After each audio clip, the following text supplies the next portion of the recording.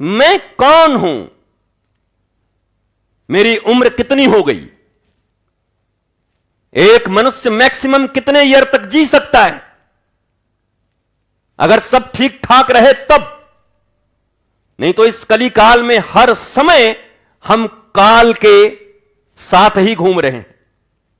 सड़कें, Airways, trains, कहीं भी जाओ हर समय काल साथ है, मृत्यु साथ है, किसी भी क्षण, कहीं भी, कभी भी। और पॉल्यूशन इतना, रोग इतना, दुनिया का सबसे ज्यादा ब्लड प्रेशर और दुनिया में सबसे ज्यादा शुगर के मरीज भारत में।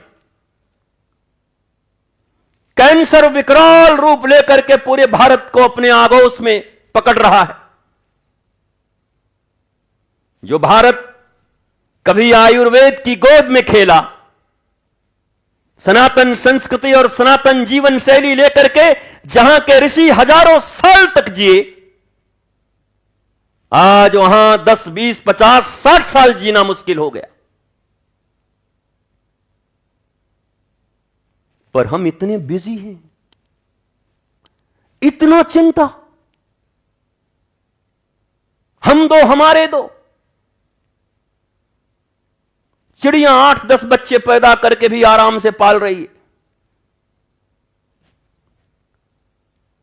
ये जो जाके देखो नदी के किनारे कहीं इधर उधर सुअरिया घूम रही होगी, सुअर सुअरिया एक साथ 9-10 बच्चे जन्म देते हैं, वो भी आराम से रह रहे हैं, किसी को कोई चिंता नहीं। तुम 1-2 जन्म दे करके संस्कार तो दे नहीं रहे हो, उसके अंतिम संस्कार जल्दी से हो जाए इसकी तैयारी कर रहे हो। क्या कर रहे हो? क्या ये जो बच्चे आज जन्म ले रहे हैं ये पॉल्यूशन फैला रहे हैं? ओजोन की परतें ये ढीला कर रहे हैं? क्या प्रकृति का विनाश ये बच्चे कर रहे हैं जो आज जन्म ले रहे हैं? तो तुम कैसे माता पिता हो जो अपने आने वाले बच्चों के लिए इतना बुरा वर्ल्ड, इतना प्रदूषण, इतने रोग, इतने ऋण, इतनी एंजाइटी, इतनी शत्रुता, ऐसा भारत देके जा रहे हो? और उसके बाद भी तुम्हें माता पिता होने का अभिमान है, अहंकार है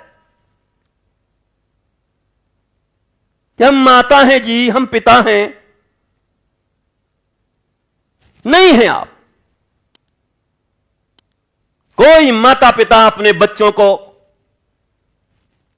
ऐसे लुटता पिटता मिटता, खतरे में, जीना मुश्किल जहां, ऐसी जगह क्यों लाना चाहेगा? क्यों नहीं इस जगह का निर्माण करना चाहेगा वो? पर तुम्हें कोई मतलब नहीं। महाभारत के समय एक अंधा था धृतराष्ट्र, और एक ने पट्टी बांधी थी गांधारी। अब तो यह पता ही नहीं कि कितने धृतराष्ट्र हैं और कितनी गांधारी हैं। हर घर में धृतराष्ट्र बैठा है, हर घर में गांधारी पट्टी बांध कर बैठी है, और हर घर में दुर्योधन और दुशासन चिल्ला रहे हैं। यह सनातन संस्कृति थी।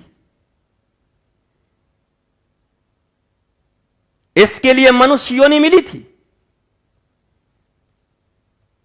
इसके लिए इतना अहंकार करते हो, हम सनातन में हैं, इतने देवी देवता हैं, हम फलां के पुजारी हैं, हम शिव जी के भगत हैं। भगत हो कि जगत के भगत हो? बी अवेयर, तुम तो मर जाओगे कुछ दिन के बाद। जिनके 40-50 साल हो गए उनका क्या ठिकाना अब? WHO ने घोषित कर दिया, और ऐसी भी स्थिति जो है 50-60 साल के बाद तो मुश्किल ही है किसी का आगे बढ़ना। अब कोई पुराने कुछ बच जाएं तो बच जाएं, 60 तक टनाटन सब खत्म।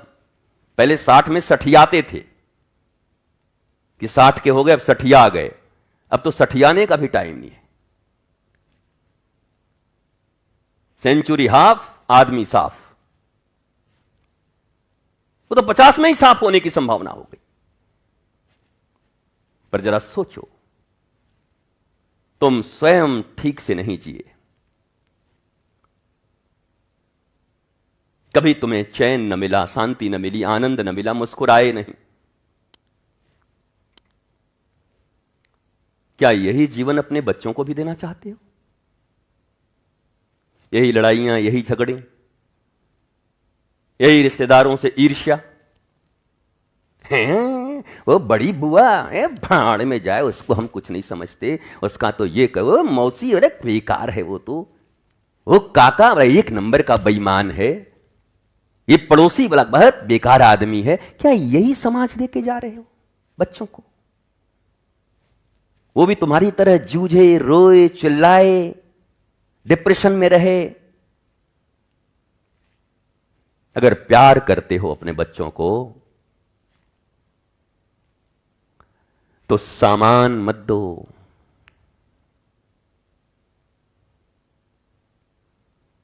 ठीक कहता हूं मैं, पूत कपूत तो क्या धन संचय, और पूत सपूत तो क्या धन संचय। बंगले, गाड़ी, मोटर, कार न भी दो तो चलेगा, अगर देना हो सच्चे माता पिता हो तो दे दो उसको सनातन संस्कार। वो बच्चा कभी डिप्रेशन में नहीं जाएगा, वो मुस्कुराएगा, वो सुदामा की तरह भी होगा और कृष्ण के द्वार पर पहुंचेगा तो कृष्ण जो सोने के नगरी के राजा हैं, द्वारिकाधीश, वो भी नीचे बैठेंगे और सुदामा उनकी राजगद्दी पर बैठेंगे, और जल और इत्र से नहीं, अपने आंसुओं से भगवान ऐसे संस्कारी सुदामा का पांव धो रहे होंगे। तो सुदामा ही बने लेकिन संस्कारी रहे हमारा बालक। हमें ये करना है, हम ये नहीं कर रहे हैं। और सत्संग और प्रवचन का इतना ही मतलब है, बाकी धंधेबाजी से मेरा कोई मतलब नहीं। कि धंधे चलते रहे, जिन्हें धंधा करना है उन्हें धंधा की बधाई, शुभकामना, आपका धंधा खूब चले। लेकिन मेरा ऐसा मानना है, धर्म धंधा नहीं है, धर्म धंधा नहीं है। तुम्हारे कुत्सित धंधों को भी सत्य, प्रेम और आनंद में डुबो देने की क्षमता जिस वस्तु के पास है उसी को धर्म कहते हैं। अगर हम धर्म को ही धंधा बना लेंगे तो बाकी को शुद्ध कौन करेगा? इसलिए धर्म धंधा नहीं हो सकता, और यही सत्संग है। मेरे यहां भी बहुत व्यवस्थाएं हैं, आप कहोगे तो मैं लगा दूंगा। 10-20 पुरोहित हैं, पंडित जी हैं, वो छापने वाला है, राधे वाला। यहां आओगे तो छपवा दूंगा पूरा मुंह नाक चारों तरफ, और छपवा के 5-7 बार इधर घुमवा दूंगा। 10 पंडित को रख दूंगा, एक यहां चढ़वाएगा, एक वहां चढ़वाएगा, एक वहां चढ़वाएगा। चढ़ाते चढ़ाते तुम ही चढ़ जाओगे किसी दिन। वो हमारे पास भी, हमने तो कहा था इन लोगों को कि वो दान पैकेट फ्री कर दो इस आश्रम को, पर ये सब बड़े तेज आदमी हैं, इनका धंधा चलता नहीं है। सोचते हैं तो बैठे बैठे चुपचाप बोलता है, भीतर से खर्चा तो हम लोगों को करना पड़ता है, तो जगह जगह दान पात्र फिट करते रहते हैं लोग कहीं कहीं। हमने कहा था ये आश्रम ऐसा बनाओ जहां एक भी दान पात्र ना हो, जहां कोई रसीद ना हो। यहां लोग आए और यही आधे घंटे का मित्रता रखें हमसे। हमसे अपेक्षा मत रखना कि एसी का बढ़िया कमरा, गुरुजी वहां तो बड़ा एसी का बड़ा डनलप मिलता है, यहां डनलप नहीं मिलेगा, डंडा मिलेगा जरूर। प्रवचन का डंडा मिलेगा जो तुम्हारे मन को सुधारेगा। सत्संग का डंडा है जो मन बावरा हो के तुमको पागल बनाए हुए है, उसको डंडे से मार के ठीक करेगा सत्संग। इसके लिए तीर्थ है, इसके लिए आश्रम है, इसके लिए गुरु है।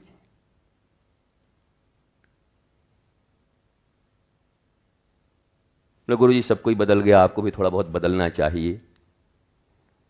भैया हम बदलने नहीं आए हैं, हम स्वयं नहीं बदलने आए, हम जैसे हैं वैसे ही हैं। ठीक है, हमारे गुरु ने समझा दिया है, तुमको बदलना हो तो तुम जरूर आना यहां पर। कई लोग हम ही को बदलने आते हैं, जितने हमारे चेला हैं ज्यादातर हमको बदल। गुरु जी आप नहीं बदलिएगा, हम बता। पहले दिन आया था तो बोला गुरु जी हमको बदल दीजिए, 8 दिन यहां बिठाया तो बोल रहा है गुरु जी आप बदल जाइए। तो उसके बाद हम कहते हैं सीधा रास्ता देख। हमने रखा भी इतना सीधा है, देखो हम यहां बैठते हैं और निकास का रास्ता एकदम सीधा है, भले 100-500 मीटर दूर है लेकिन सीधा यहां से दिखता है। मतलब स्टैंड अप, खड़े हो, पीछे मुड़, तेज चल, बाहर निकल। हाँ इधर उधर नहीं है, यहां ज्यादा है करके आओ निकल यहां से। ये मौज की जगह है, आनंद का जगह है। आश्रम इत्यादि तुम्हारे हैं। आश्रम एक बड़ी पवित्र स्थान होता है, एक स्थान जहां से सनातन संस्कृति बंटती है, जहां आप शांति का अनुभव करते हैं। एक डेमो का क्षेत्र है जहां डेमो दिया जाता है कि ऐसी जिंदगी भी हो सकती है। तो उसके लिए वो जो चीजें चाहिए वो ठीक ठाक है यहाँ पर। वृंदावन में वृक्ष लता पता का ही महत्व है। वृंदावन के वृक्षन को मरम न जाने कोई, जहां डाल डाल और पात पात पर श्री राधे राधे होए। तो आपको कम से कम वृंदावन के इस आश्रम में आकर के लता और पता की कमी नहीं दिखाई पड़ती होगी। यहाँ लता और पता ही चारों तरफ और झोपड़ियां बनी हुई हैं। ये ओरिजिनल वृंदावन है।